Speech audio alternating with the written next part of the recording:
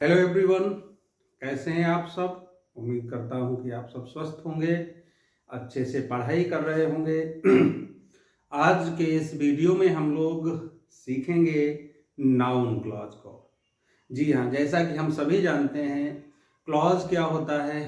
Clause शब्दों का एक समूह होता है। इसका अपना एक सब्जेक्ट और प्रेडिकेट होता है और ये एक सेंटेंस का हिस्सा होता है। क्लॉज क्या होता है, पहले तुम जान लेते हैं क्लॉज क्या होता है। क्लॉज ये सेंटेंस का एक पार्ट होता है। क्लॉज क्या होता है, सेंटेंस का एक पार्ट होता है और इसका सब्जेक्ट और प्रेडिकेट अपना होता है। ठीक है, क्या है क्लॉज, सब्जेक्ट का एक सेंटेंस का एक हिस्सा और हर हिस्से का अपना सब्जेक्ट और प्रेडिकेट होता है, उसे हम क्लॉज कहते हैं।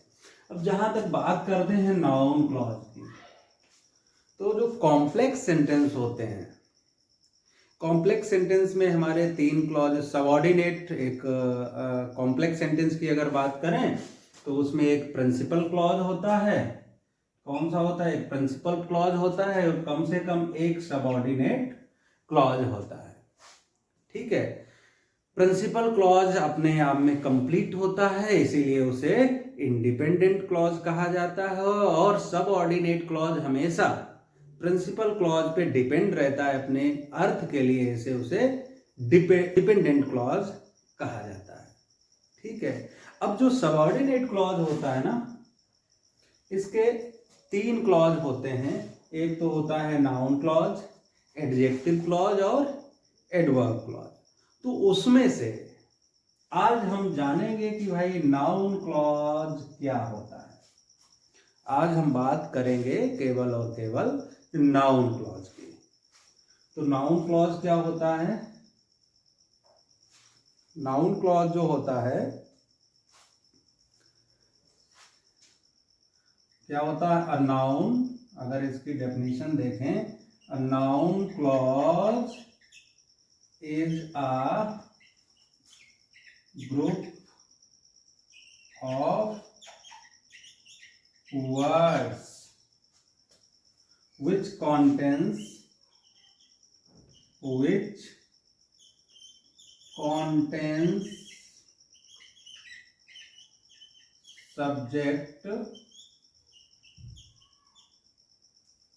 subject and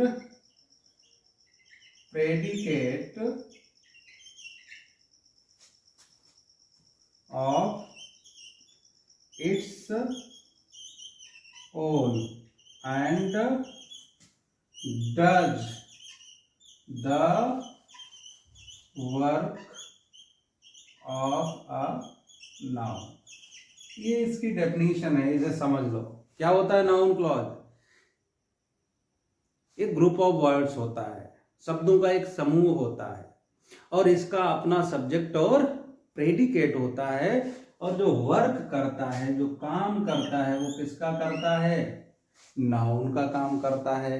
वो कैसे, आपको हम बताते हैं। पहले इसे देख लो, that he will help you is sure। That he will help you is sure। अब जहां पर सबऑर्डिनेट कंजंक्शन होगा वही सबऑर्डिनेट क्लॉज होगा। तो यहां दैट क्या होता है, क्या है, सबऑर्डिनेटिंग कंजंक्शन है। और तो यहां पर that he will help you, ये हमारा सबऑर्डिनेट क्लॉज हो गया। इज श्योर, ये हमारा प्रिंसिपल क्लॉज हो गया, right. That he will help you, ये सबऑर्डिनेट क्लॉज है और इज श्योर ये प्रिंसिपल क्लॉज है। अब बात कर लेते हैं कि भैया ये काम कैसे करेगा। तो यहां देखो, इज क्या है, वर्ब है। ठीक है, और वर्ब से पहले जो नाउन यूज होता है वो क्या काम करता है? सब्जेक्ट होता है। वो क्या होता है? सब्जेक्ट होता है। ठीक है, तो that he will help you क्या है? ये नाउन क्लॉज है। ठीक है, अब नाउन जो होता है, अब अगर इसकी फंक्शन की बात करें, वर्ब काम करें, ये 5 तरह से काम करता है, वो हम सीखेंगे। अब बात कर लेते हैं कि नाउन क्लॉज को हम आइडेंटिफाई कैसे करेंगे, पहचानेंगे कैसे, क्योंकि दैट तो एडजेक्टिव क्लॉज में भी यूज हो जाता है। तो सिंपल सी बात है भैया, ये अगर सबऑर्डिनेट क्लॉज से पहले या सबऑर्डिनेट क्लॉज के बाद में, यहाँ बाद में यूज हुआ है, कोई वर्ब भी यूज अगर हुआ है, मीन्स इज, एम, आर और वाज वर्ब यूज हुआ है भाई, तो समझ लो हमारा सबऑर्डिनेट क्लॉज कैसा है? नाउन क्लॉज है। पहला नियम है पहचानने का नाउन क्लॉज। दूसरा, अगर हम व्हाट क्वेश्चन लगा लेते हैं और क्वेश्चन पूछ लेते हैं मेन क्लॉज की वर्ब से, अगर आंसर सबऑर्डिनेट क्लॉज है तो सबऑर्डिनेट क्लॉज हमेशा नाउन क्लॉज होता है। जैसे हमने पूछ लिया what is sure, what is sure, तो आंसर क्या आया? That he will help you. तो ये हमारा सबऑर्डिनेट क्लॉज बन गया। बस इतनी सी बात है। तो सबऑर्डिनेट क्लॉज, अब जो नाउन के 5 फंक्शन होते हैं, ये कौन कौन से होते हैं, ये हम लोग जान लेते हैं। ये फंक्शन 5 कौन कौन से होते हैं? तो पहला तो होता है, देख लो, सब्जेक्ट ऑफ द वर्ब। ये क्या है? यहाँ पर सब्जेक्ट है किसका? वर्ब का। अब हमारी वर्ब क्या है? इज है, और इसका सब्जेक्ट क्या है? That he will help you. ये नाउन क्लॉज है, तो ये इसका क्या हो गया? सब्जेक्ट हो गया, पहला फंक्शन। चलो देखो, जैसे ही सेड दैट ही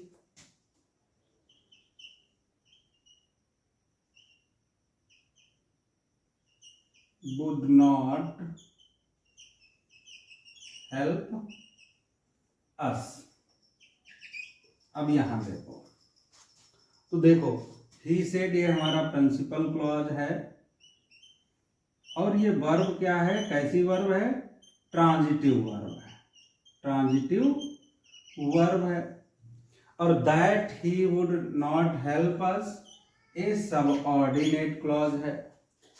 ये कैसा क्लॉज है? सबऑर्डिनेट क्लॉज है। इसलिए यहां पर ये काम किसका? Verb, subject, subject, verb, object.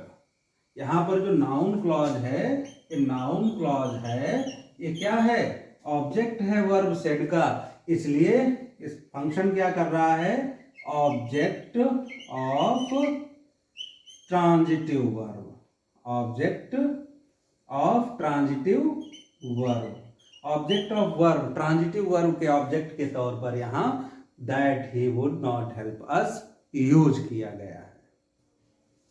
जैसे हमने पूछा pay careful attention to what he says. Pay careful attention to what he says. अब देखो, पे केयरफुल अटेंशन टू, ये हमारा प्रिंसिपल क्लॉज है, और व्हाट ही सेज ये सबऑर्डिनेट क्लॉज है। अब टू क्या है? ये प्रीपोजिशन है, प्रीपोजिशन है।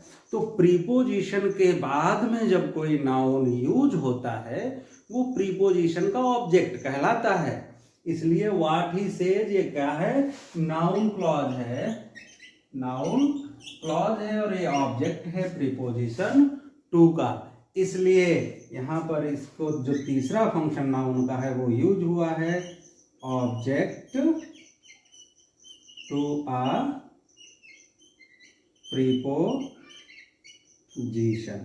तो नाउन के हमने 3 फंक्शन समझ लिए। पहला subject of the verb, object of transitive verb, तीसरा होता है ऑब्जेक्ट टू अ प्रीपोजिशन, और चौथा फंक्शन इसका देख लेते हैं। अगला फंक्शन देखिए क्या है, your statement that you found the money in the street will not be believed। ठीक है, अब देखो यहां पर योर स्टेटमेंट एक तो नाउन ये है और ये सबऑर्डिनेट क्लॉज है, यहां तक ये सबऑर्डिनेट क्लॉज है और ये इसी का मेन क्लॉज का हिस्सा है, प्रिंसिपल क्लॉज का हिस्सा है, प्रिंसिपल क्लॉज है। तो एक तो नाउन ये हो गया और एक नाउन ये हो गया, नाउन क्लॉज हो गया, यानी 2 नाउन हो गए।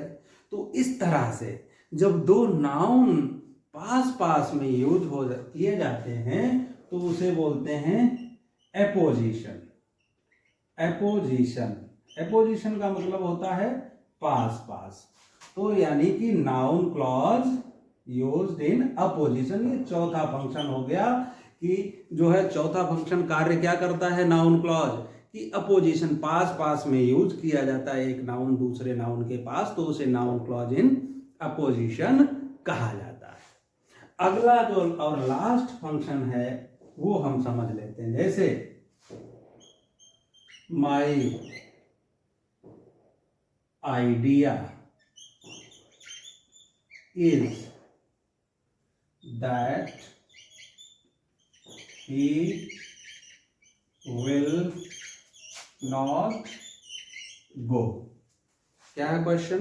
My idea is that he will not go, ये हमारा सेंटेंस है। अब देखो अगर हम बात इतना ही लिखें my idea is, इधर का ना लिखें तो सेंटेंस कंप्लीट नहीं है। इसे कंप्लीट करने के लिए हमें एक नाउन की जरूरत है, तो क्या है that he will not go, तो ये क्या हो गया सबऑर्डिनेट क्लॉज हो गया और नाउन क्लॉज हो गया। ठीक है, और ये कंप्लीट कर रहा है सेंटेंस का वर्ब, ये इनकम्प्लीट वर्ब है, इसे कंप्लीट कर दिया तो जो 5वां फंक्शन नाउन का होता है ए कॉम्प्लीमेंट ऑफ वर्ब।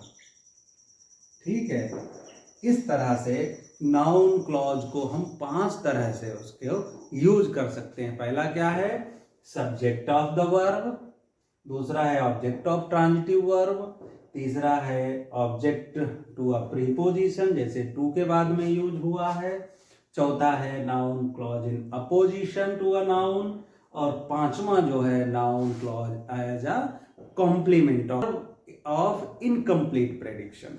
तो इस तरह से नाउन क्लॉज को जब आप समझेंगे आपकी सारी समस्याएं हल हो जाएंगी। उम्मीद करता हूं कि इस वीडियो को देखने के बाद में आप जिसकी भी तैयारी कर रहे हैं नाउन से संबंधित नाउन क्लॉज से संबंधित आपकी सारी प्रॉब्लम्स सॉल्व हो जाएंगी। Thank you so much.